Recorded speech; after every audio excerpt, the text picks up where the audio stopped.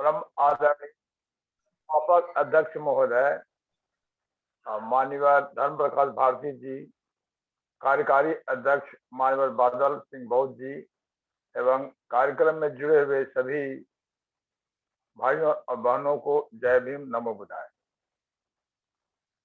आज हर सोमवार को संविधान की चर्चा होती है, तो चर्चा करना उद्देश्य हमारा नहीं है। उद्देश्य होता है लोगों को जागरूक करना।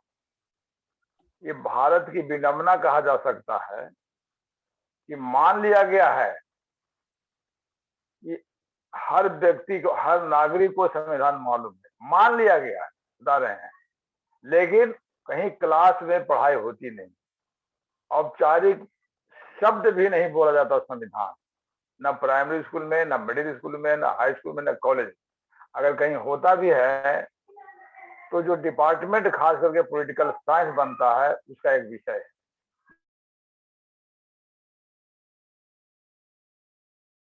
विडंबना है, इसको हम कह सकते हैं, या जो शासक जाति है उसका षड्यंत्र भी कह सकते हैं।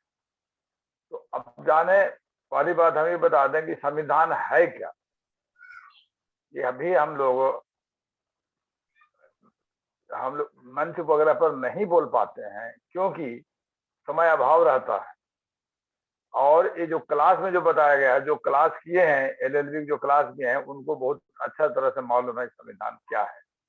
तो हम बोलचाल के भाषा में आपको हम समझाना चाहेंगे कि जिसकी हम चर्चा करते हैं, संविधान संविधान संविधान है क्या। तो ये बता दें कि ये भारत देश को संचालन करने के लिए जो सर्वोच्च कानून है उसको संविधान बोला। इसका विशेषता यह है कि भारत में जो भी कानून बनेंगे ये संविधान के कंट्राडिक्टरी नहीं हो सकते, संविधान के विरुद्ध नहीं हो सकते। जितना पोर्शन संविधान के विरुद्ध होगा, कोई भी कानून भारत में, वो नल एंड वॉइड हो जाए। ये संविधान का महत्व है। मतलब एक तरह से कहिए कि मदर लॉ, भारत देश के लिए मदर लॉ है। दूसरे शब्दों में कहिए कि ये जो एक और हथियार, उस बोल चाल समझने में आप जल्दी समझ में आ जाएगा, हथियार का काम करता है। अब किसी के पास रिवॉल्वर है और चलाना नहीं जानता है, तो अगर शिकार नहीं करता है तो इसमें दोष रिवॉल्वर का तो है नहीं, दोष शिकारी का है, जो कहते हैं बन गया तो शिकारी, लेकिन उसको रिवॉल्वर चलाना नहीं मालूम, इसलिए बन गए देश के शासक, लेकिन उनको संविधान को तो इस्तेमाल ही नहीं कर रहा है बढ़िया से। जैसा इस्तेमाल करेगा वैसा होगा। इसलिए डॉक्टर अम्बेडकर का कमेंट था कि संविधान तो बन गई, लेकिन संविधान कितना ही अच्छा हो, अगर इस्तेमाल करने वाले, संविधान को चलाने वाले जो शासक होंगे, अगर वो बदनीयत होंगे तो अच्छे से अच्छे संविधान भी बेकार साबित होगा। इसका उल्टा भी बोले हैं, संविधान गड़बड़ भी हो, लेकिन अगर अच्छे सेंस में जो शासक हैं वो अगर चलाना जानते हैं तो देश का कल्याण होता है। देश कल्याण बोले, समाज नहीं, समाज अलग है, देश अलग है। ये संविधान जो बना हुआ है ये देश चलाने के लिए, ये भी ख्याल रखना होगा। समाज चलाने के लिए अलग सिस्टम है। समाज का जो कंट्रोल करता है वो केवल कल्चर करता है, संस्कृति करता है, और देश को जो कंट्रोल करता है वो संविधान करता है। अब उसी में जैसे एक चैप्टर उसमें है, तो पहला चैप्टर है प्रेम्बुल, है ना, प्रस्तावना। उसी में लिखा है the we the people of India, we the people. इसका मतलब कि देश के नागरिक, चाहे वो पढ़े लिखे हो या अनपढ़, सभी देश के नागरिक को ये अधिकार होगा। ये बहुत महत्वपूर्ण है। अब क्या आधार क्या है? समता, स्वतंत्रता, बंधुत्व और न्याय। ये क्वालिटी है, ये गुण है, इसको अचीव करना है। अचीव करने के लिए कानून बनता, कानून बनाना उद्देश्य नहीं होता। कोई ऑब्जेक्ट होता है तो ऑब्जेक्ट कैसे प्राप्त होगा, समता है, स्वतंत्रता है, बंधुत्व है, कैसे मिलेगा, इसके लिए कानून बनते हैं। लेकिन यहाँ शुरू से ही शासक जाति जो है वो इंटरेस्ट ही नहीं लिया है कि हम संविधान को स्थिर करें। और अगर बैकग्राउंड में जाएंगे जिसमें बन रहा था, तो आप लोग जानते हैं, सभी जानते हैं कि संविधान के निर्माता और ड्राफ्टिंग कमेटी के चेयरमैन डॉक्टर अम्बेडकर थे। तो ऐसा नहीं थे तो विद्वान थे, इसलिए पॉलिटिकल बाध्यता थी उन लोगों को। पॉलिटिकल बात है कि डॉक्टर अम्बेडकर घोषणा कर दिए थे कि कोई भी देश, भारत में जो भी संविधान बनेगा, अगर वो एसी ओबीसी के हक में नहीं होगा, उस संविधान को हम स्वीकार नहीं करेंगे। ये ऐतिहासिक बात बता रहे, बैकग्राउंड। तो इसलिए जो उस समय का जो रूलिंग पार्टी थी,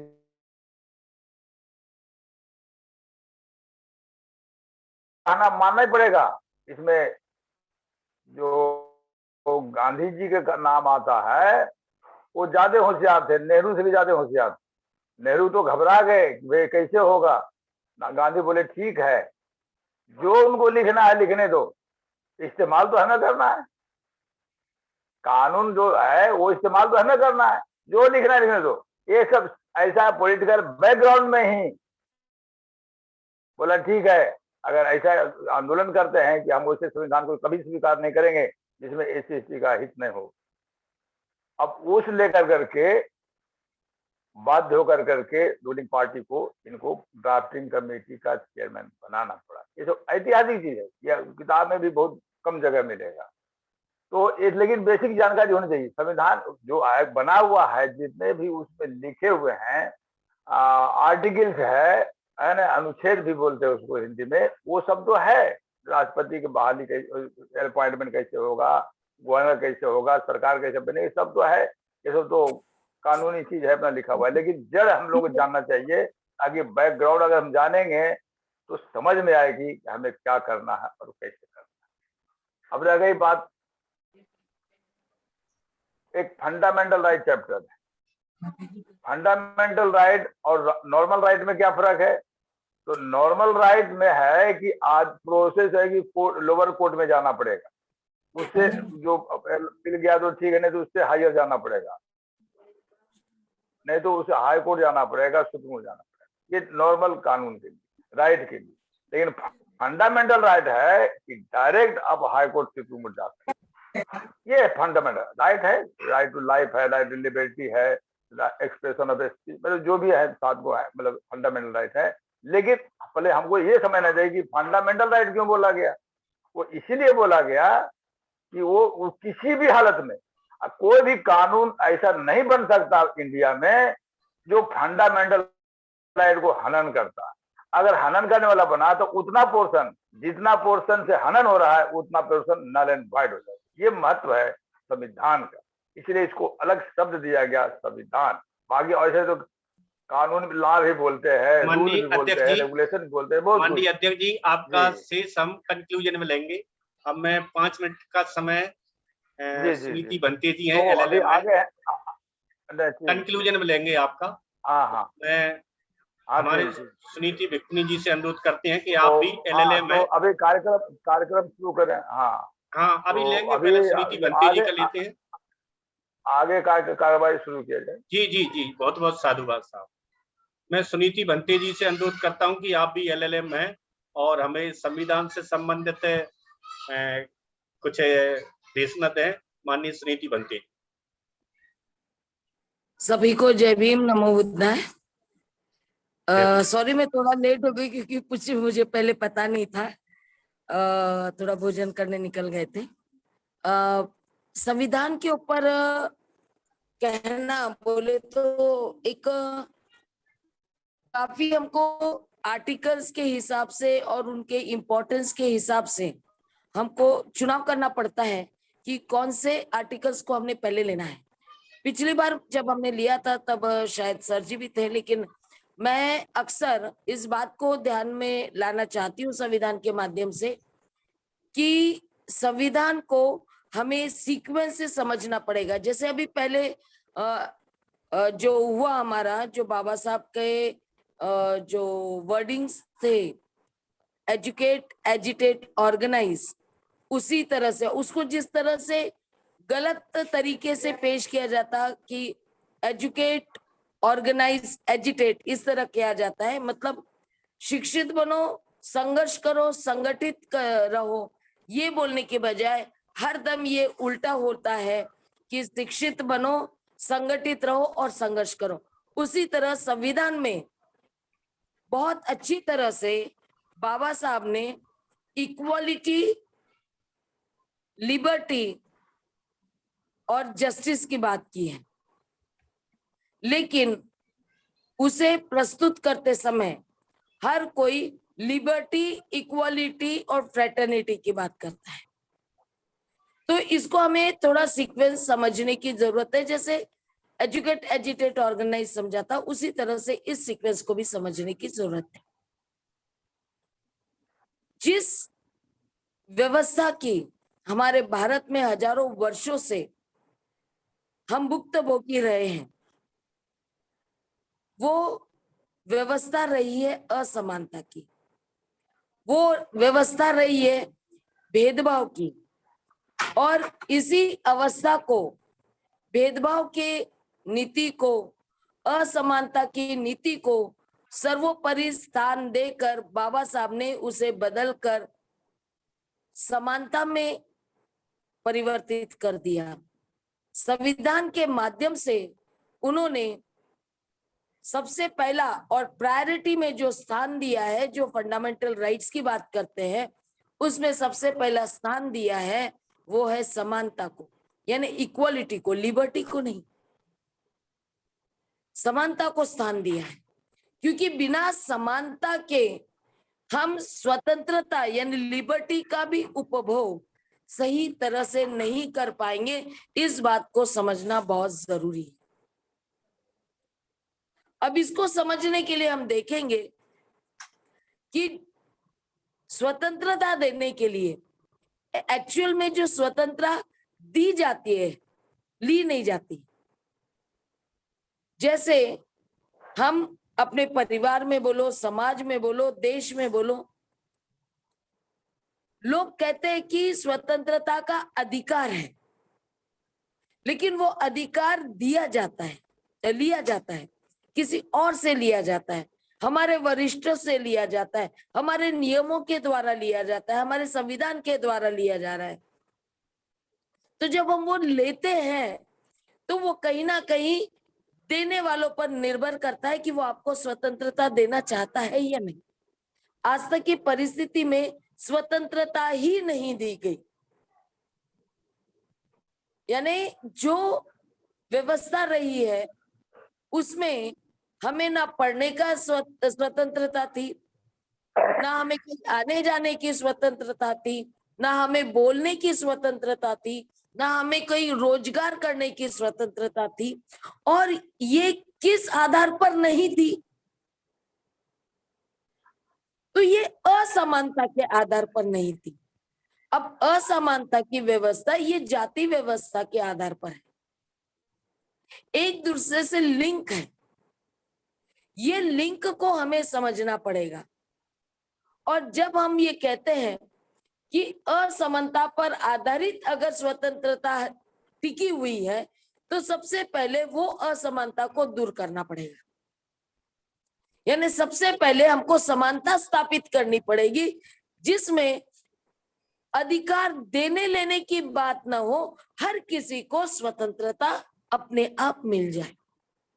आज जिस अधिकार से, जिस कॉन्फिडेंस से हम भारत के लोग कहते हैं कि हमें स्वतंत्रता है, वो उसके पीछे कारण है कि बाबा साहब ने कहा कि हर व्यक्ति भारत का, हर नागरिक भारत का, वो चाहे किसी भी जात का हो, किसी भी धर्म का हो, किसी भी वर्ण का हो, कोई भी भाषा बोलता हो, किसी भी राज्य का हो, वो कानून की नजर में समान है। और जब समान है तो उसको समानता का ही बराबर का अधिकार सबको बोलेगा, किसी को मांगने की जरूरत नहीं पड़ेगी। जहां पर रोका गया, समझ जाओ कि वो आपको उस लायक नहीं समझते हैं या वो समान नहीं मानते आप अपने के। इसका एक छोटा सा उदाहरण जैसे देते हैं कि कोई व्यक्ति दो व्यक्ति है जो होटल में खाना खा रहे हैं। एक गरीब बच्चा आ रहा है, वो कह रहा है कि मुझे एक रोटी दे दो, भूख लगी है, मैं 2-3 दिन से खाना नहीं खाया हूं। तो खाना खाने वाला व्यक्ति भी उसको भगाता है। होटल वाला व्यक्ति जो होता है वो भी बोलता पैसे निकालो तभी मैं दूंगा। इसका मतलब ये है कि वो दोनों ये नहीं समझ पा रहे हैं कि उसे भी भूख लगी होगी, उसे भी भूख लगी होगी। वो 2 दिन से खाना नहीं खा रहा है, तो भूख लगने के बाद में अगर खाना उसे ना मिले तो उस पर क्या असर होगा। ये जो भावना निहित है कि अपने जैसा हमें जो महसूस होता है, हमारा जो दर्द है, हमारी जो खुशी है, ये सभी लोगों के लिए एक जैसी है। मैं पद की बात नहीं कर रही हूं या किसी कार्य करने की बात नहीं कर रही हूं। वैसे तो बाबा साहब ने कार्य करने के लिए भी समानता का अधिकार दिया है, उसको हम थोड़ी देर में लेते हैं। लेकिन सबसे पहले इंसान दूसरे को अपने जैसा इंसान समझेगा तो दोनों की भावनाएं एक जैसी है, दोनों की जरूरतें एक जैसे, जो जिसे हम बेसिक नीड्स कहते हैं, जिसे हम आम भाषा में कहते हैं रोटी, कपड़ा और मकान। ये आम जरूरतें हैं और ये आम जरूरतें तभी पूरी होगी या जिसको नहीं मिल रहा है सभी लोग या कानून के तहत उसको बराबर का वो मिल पाएगा, मिलना चाहिए, इसका प्रयास होगा कानून के तहत। इसलिए जैसे अभी सर जी कह रहे थे कि हमारा फंडामेंटल राइट्स होता है, उसमें अगर हमें फंडामेंटल राइट्स बोले तो हम इसको कहते हैं बेसिक राइट्स, बहुत इंपॉर्टेंट राइट जिसके बिना इंसान जी नहीं सकता। और ये बेसिक राइट्स का जहां पर भी हनन हो जाता है तो हमें पुलिस थाने का इंतजार नहीं करना पड़ता, लोअर कोर्ट का इंतजार नहीं करना पड़ता, हम डायरेक्ट सुप्रीम कोर्ट और हाई कोर्ट में जा सकते हैं। ये जो अधिकार दिया गया है और वो भी सरकार के खिलाफ, क्योंकि सरकार की ये जिम्मेदारी बन जाती है कि भारत के हर सिटीजन को और हर व्यक्ति और सिटीजन को उनको उनके बेसिक नीड्स पूरी हो जाए। हम देखते हैं अभी कि एजुकेशन के मामले में बात थी कि एजुकेशन सबको मिलना चाहिए, ये फंडामेंटल राइट्स में ना होकर डायरेक्टिव प्रिंसिपल्स में लिया गया था। लेकिन अमेंडमेंट की गुंजाइश थी, कुछ लोगों की वजह से इस बात को उठाया गया और उसको फंडामेंटल राइट्स में इंक्लूड करके, और फंडामेंटल राइट्स में भी कौन से आर्टिकल में इंक्लूड किया गया ये भी बहुत इंपॉर्टेंट है। राइट टू लाइफ आर्टिकल 21 में राइट टू लाइफ में एजुकेशन इंक्लूड किया गया, क्योंकि जीवन बिना एजुकेशन के सही तरह से नहीं जी सकते हैं। बिना एजुकेशन के इंसान का जीवन जानवर की तरह हो जाता है। हम आज एजुकेशन कहते हैं, बुद्ध के समय से हम ज्ञान की बात कर रहे हैं। बिना ज्ञान के कुछ नहीं होता, बिना एजुकेशन के कुछ नहीं होता है। तो ये इतना इंपॉर्टेंट अधिकार है हमारा जिसको राइट टू लाइफ में इंक्लूड किया गया है और वो भी कंपल्सरी कर दिया है। आज की जरूरत के अनुसार एकेडमिक एजुकेशन ये कंपल्सरी कर दिया गया 14 वर्ष तक के बच्चों के लिए।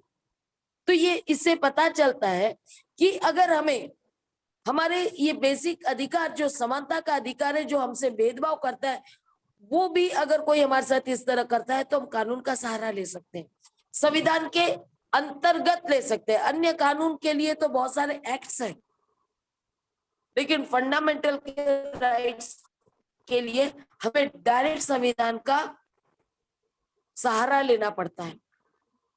जैसे दहेज का है, शादी का है, बहुत सारे प्रॉपर्टी का है, ये सारे कानून, क्राइम है, आईपीसी के है, ये सारे कानून, इसके लिए एक्ट है। लेकिन फंडामेंटल राइट्स के लिए जहाँ पे समानता की बात आती है वहां पर डायरेक्ट संविधान का सहारा लिया जाता है। ये समानता मिलने की वजह से जो स्वतंत्रता मिल गई है हमें, तो समानता अगर हमें कार्य करने के क्षेत्र में, जो मैंने कहा इसको मैं थोड़ा सा कहना चाहती हूँ कि इस तरह का व्यवस्था स्पेशल प्रोविजन के माध्यम से संविधान में बाबा साहब ने की है कि समानता में लाने के लिए वो कहते हैं कि इन्हें स्पेशल प्रोविजन दिया जाए जिसकी वजह से सब एक बराबर में आ जाए। और इसीलिए कार्य करने के लिए अगर वो कई वर्षों से अगर वो काबिलियत कार्य करने की नहीं है लेकिन उनको वो कार्य करना है तो उनको स्पेशल ट्रेनिंग देनी पड़ेगी। ये व्यवस्था चाहे वो न्याय व्यवस्था में हो, यानी हम कहते हैं कि जुडिशियरी के जो एग्जाम्स होते हैं उसके लिए हो, यूनिवर्सिटीज के एग्जाम के एंट्रेंस के लिए हो, या कोई और चीज के लिए हो, हमें देखना पड़ता है कि मतलब गवर्नमेंट को ये डॉक्यूमेंट ये फैसिलिटीज देता है, ये प्रोविजंस देता है संविधान के माध्यम से कि उन्हें सही तरह से पूरी ट्रेनिंग दी जाए और ये ट्रेनिंग देने से वो उस काबिल बने कि वो एंट्रेंस को सही तरह से पास करे और सबकी बराबरी में उस कार्य को कर पाए। उसी तरह से अन्य में अभी ज्यादा पूरा कौन कौन से अधिकार है ये लेना नहीं चाहती हूँ, हमारे काफी लोग हैं जो बोल रहे हैं वो लेंगे, लेकिन इसके माध्यम से मैं सिर्फ यही बताना चाहती हूँ कि हमें हमारे साथ में अगर हमें स्वतंत्रता नहीं दी गई तो समझ जाना है कि हमारे साथ समानता का व्यवहार नहीं हो रहा, कहीं तो भी भेदभाव किया जा रहा है। इसलिए जो जरूरी स्वतंत्रता है वो हमें नहीं दी जा रही और संविधान के माध्यम से ही हमें ये बताया गया है कि जिसके साथ समानता का व्यवहार होता है, जिसको बराबर की स्वतंत्रता दी जाती है, उसी के साथ न्याय हो सकता है। जहां पर समान व्यवहार नहीं होगा, जहां पे स्वतंत्रता नहीं दी जाएगी, वहां पर उनके साथ अन्याय होगा। यही बात हम देख रहे हैं कि जब सुरक्षा की बात होती है तो पुलिस को जाति, धर्म, लिंग ये सभी से परे हटकर सबको बराबर की सुरक्षा देने का अधिकार, सबको सुरक्षा देने का कर्तव्य हर पुलिस का है। उसी तरह से हर परिवार में चाहे लड़का हो या लड़की हो, परिवार के कोई भी सदस्य हो, उनको बराबर का एजुकेशन देने का, बराबर उनके खाने पीने की व्यवस्था करना, ये स्वतंत्रता देना जरूरी है। चाहे वो बहू हो या बेटी हो, दोनों को बराबर का होना चाहिए। ये बातें अगर हम संविधान समझते हैं, छोटी छोटी, मैं जानबूझकर फैमिली से रिलेट कर लेती हूँ क्योंकि हम संविधान समझने का बात करते हैं लेकिन हमारे परिवार में भी वो संविधान लागू होता है, इस बात को हम भूल जाते हैं। हम हमारे परिवार का कानून कहते हैं, हमारे घर में भी कई सालों से परंपरागत इस तरह से ऐसा व्यवहार किया जाता है। अब कैसे हम बदले, ये जब बात करते हैं तो कृपया आप सब संविधान को याद करें और संविधान के अनुसार सभी को बंधनों के साथ, मैं ये नहीं कह रही हूँ कि आपको एकदम खुली छूट देनी चाहिए, लेकिन स्वतंत्रता एकदम सही तरह से देनी चाहिए और जहां पर गलत हो रहा है या जहां पर गलत होने की संभावना है वहां पर कुछ बंधने जैसे बाबा साहब आम्बेडकर ने रिस्ट्रिक्शंस दिए हैं, उस रिस्ट्रिक्शंस के अनुसार स्वतंत्रता देने की जरूरत है। और तब जब ये करेंगे तो हम न्यायपूर्वक काम कर रहे हैं और हमारे साथ कोई अन्याय नहीं हो रहा है या किसी और के साथ हम अन्याय नहीं कर रहे हैं या गवर्नमेंट किसी के साथ अन्याय नहीं कर रहा, इस तरह का माना जाएगा। तो संविधान को मानना है तो समानता को सर्वोपरि रखते हुए हमें इस बात को समझना पड़ेगा और स्वतंत्रता का अधिकार हमें हासिल है, उसको समझना पड़ेगा और जहाँ अन्याय हो रहा है वहां पे आवाज उठाना पड़ेगा और डायरेक्ट सुप्रीम कोर्ट और हाई कोर्ट का सहारा लेकर जो बाबा साहब ने हमें अधिकार दिए उसको समझकर अपने आप को, अपना जीवन सुखी करने का प्रयास करना होगा। और साथ ही साथ धम्म को भी समझेंगे तो हमको पता चलेगा कि संविधान में जो दिया है वो धम्म के व्यतिरिक्त और कुछ नहीं है। बुद्ध ने जो भी शिक्षा दी है उसी शिक्षाओं का, उसी एजुकेशन का बाबा साहब ने पूरा पूरा फायदा संविधान के माध्यम से हमको देने का प्रयास किए। बस समझने की जरूरत है। मैं इतना ही बोलकर रुकती हूँ। जय भीम, नमो बुद्धाय। बहुत बहुत साधुवाद माननीय भिटनी जी, आपने बहुत अच्छे से इसको परिवार और सभी साथियों के बीच में रिलेटेड करके बताया कि संविधान तभी लागू होता है जब हम उसको हमारे ही परिवार से इसको समझें और हमारे लिए कौन कौन से जो अधिकार हैं वो हम दूसरों के अधिकारों को पूरा नहीं होने देते, उनके अधिकारों का भी हनन हम परिवार में करते हैं। ये बहुत जरूरी है कि हम दूसरे के अधिकारों को अपने परिवार में हनन न करें, उनको भी स्वतंत्रता से परिवार में रहने दें और भाईचारे को जहाँ तक जो समझ गए हैं वो भाईचारे को बना रखें। आज थोड़ा सा कन्फ्यूजन हो गया, धीमान साहब ये समझे कि मात्र भिटनी संघ का ही कार्यक्रम है, संविधान का नहीं है, तो इस कारण से वो हमसे जुड़ने ही वाले हैं।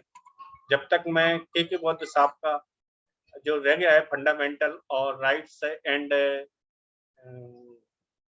जो एक और राइट है लोकल राइट्स है उसके बारे में पूरा करें, माननीय के बौद्ध साहब। जी, आवाज आ रही है? जी जी। हाँ,